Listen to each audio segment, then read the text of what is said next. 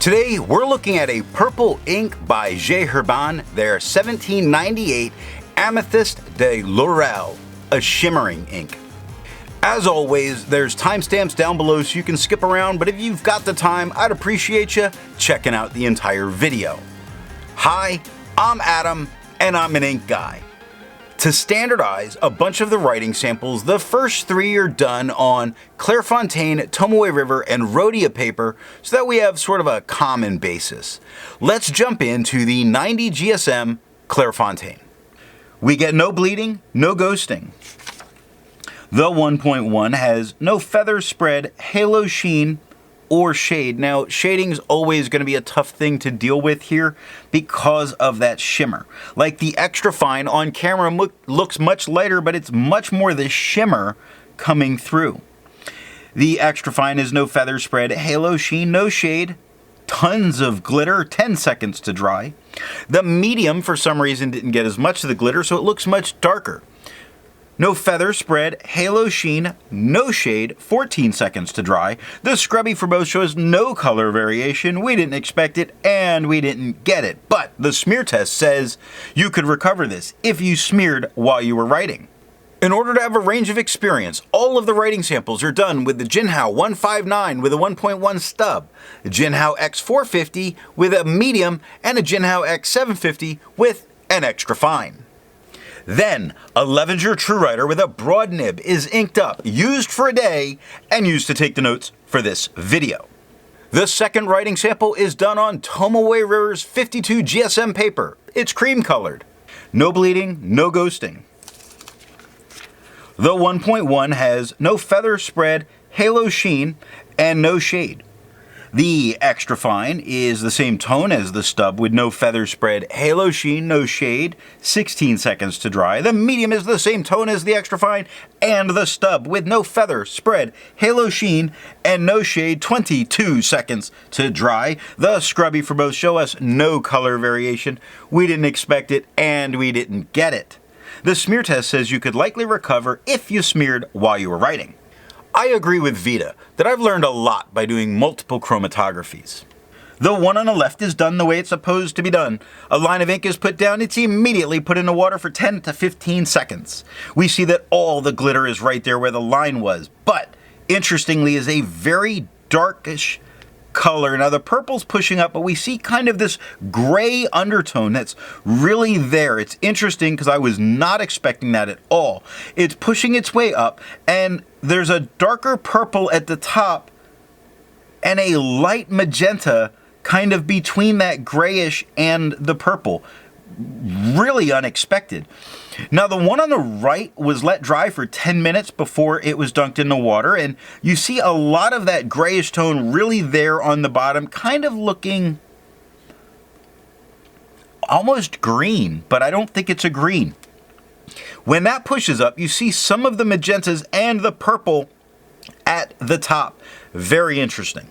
The third standard paper, 80 GSM Rhodia dot pad. No bleeding, no ghosting. The 1.1 has no feather spread, halo sheen, or shade. The extra fine has the same tone as the stub with no feather spread, halo sheen, or shade, 11 seconds to dry. Medium is the same tone as the extra fine and the stub with no feather spread, halo sheen, or shade, and 16 seconds to dry. The scrubby for both show us no color variation. We didn't expect it and we didn't get it. The smear says you could probably recover this if you smeared while you were writing. Resistance tests are done to see how this ink can be expected to perform on the page, and more importantly, how hard it may be to clean from your pen. The smear is allowed to dry for 3 days before testing it. It is watched constantly. Nobody moves. I just sit there and stare at it for 3 days. Looking at the highlighter, I would not use this in a note-taking situation if I wanted to be able to highlight, because look at that crazy amount of blowout. You may lose very important parts of your sparkly, sparkly notes. Water is starting to reactivate and lift it. The hardest thing going to clean this is the sparkles. They move around and they like to move back into place. Now, This did take quite a bit to work to get out of the pen. Water, while it's not completely removing it, didn't completely remove it from the pen. Pen flush is doing a bit more than water does. You see that kind of grayish tone that we saw from the chromatography still being there, and the sparkles are creeping their way back over the gray. Now, pen flush was all that it took to get this out of my pen, and I did wind up using the pen flush for this. Not because of the sparkles, because of getting the ink out. The 1/3 bleach solution does completely remove it from the paper, but it doesn't remove all the sparkles. So don't expect that. I didn't need bleach or the 1/3 bleach to get this out of my pen. I don't think you would either. Additional writing samples are done on different paper all the time, and this one is done on black and red notebooks. No bleeding, no ghosting. The 1.1 has no feather spread, halo sheen, or shade. The extra fine is the same tone as the stub with no feather spread, halo sheen, no shade, 7 seconds to dry. The medium is the same tone as the extra fine and the stub. No feather spread, halo sheen, no shade, 10 seconds to dry. The scrubby for both show us no color variation. We didn't expect it, we didn't get it. The smear test says you could probably recover if you smeared while you were writing.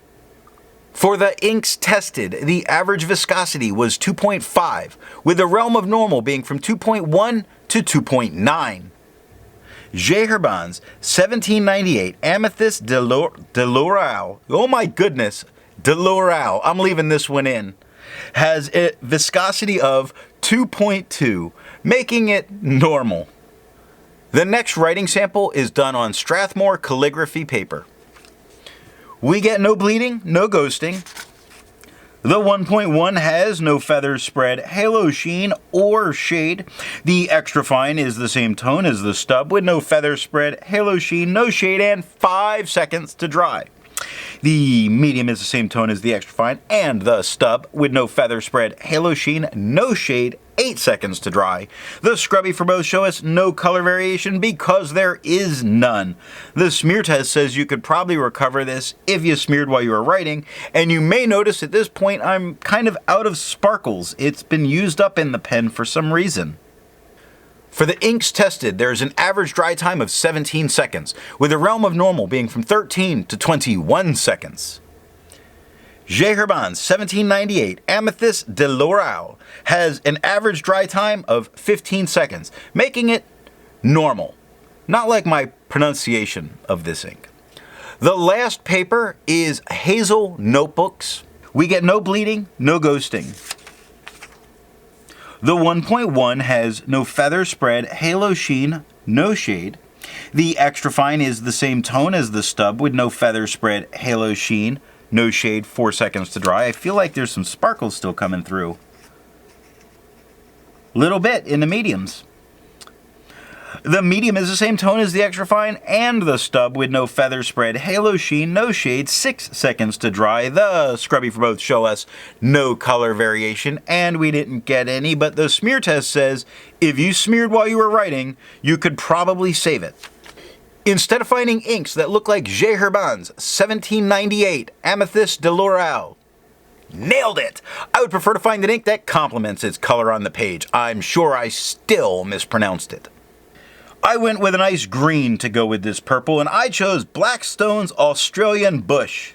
So what do I think of Herbin's 1798 Amethyst de L'Oreal? I like the choice of the shimmer color on this purple. It makes me wish I knew the holiday that was good for a shimmer purple. And if you have an idea of a holiday for shimmer purple, let me know down in the comments. Doing these reviews has gotten me to enjoy shimmer more than I expected. Unfortunately, this shimmer will always smudge, even weeks later. So what nib and pen will give the best writing experience with this ink? I recommend a very wet broad, but I think even a wet medium can pull off putting down enough of the ink and letting the shimmer flow through and let you get some of those thinner lines. I hope you got something out of this video, and I look forward to tomorrow's review, KWZ's Orange.